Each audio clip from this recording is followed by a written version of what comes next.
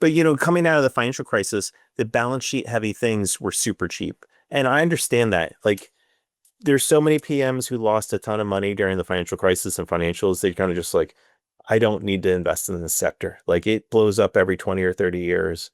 I guess I have a slightly different view. Like with Dodd-Frank, I feel like the banking system's safer than it's ever been with capital and liquidity where it is. And so I don't think we're going to have like an SL crisis or great financial crisis during the rest of my life. Like I think it was like a Great Depression. The 08, 09 was like the Great Depression for us.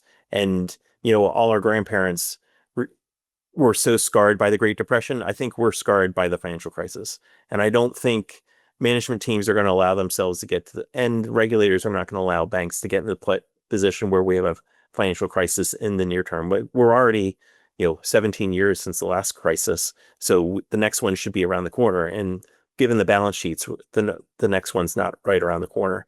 And so I also think about that from the terms of economic activity. Like we're seeing some slowdowns here. Like I mentioned the interest rate sensitive sectors, but since we're become adults, there have been two really deep recessions and two mild recessions. And both deep recessions, 90-91 and 08-09, coincided with the banking system being on its butt. And so banks stopped making loans to Main Street during those recessions, and they were very deep recessions.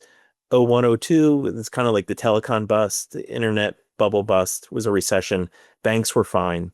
It was a pretty shallow recession.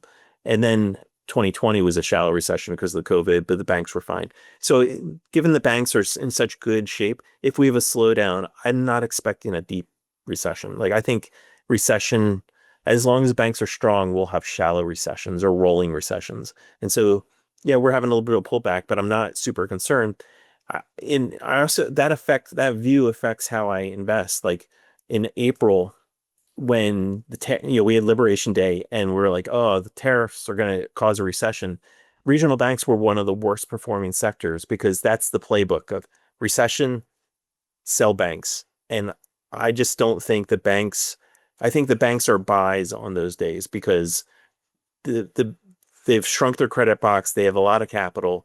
They're not going to fail in the next recession. Or I mean, maybe I'm overstating that or being too much of a Pollyanna, but like I think those are good buying opportunities. When they sell the banks down 13% because of Liberation Day, that's a good buying opportunity because it's not 06, 07 again. They're safer, more liquid. So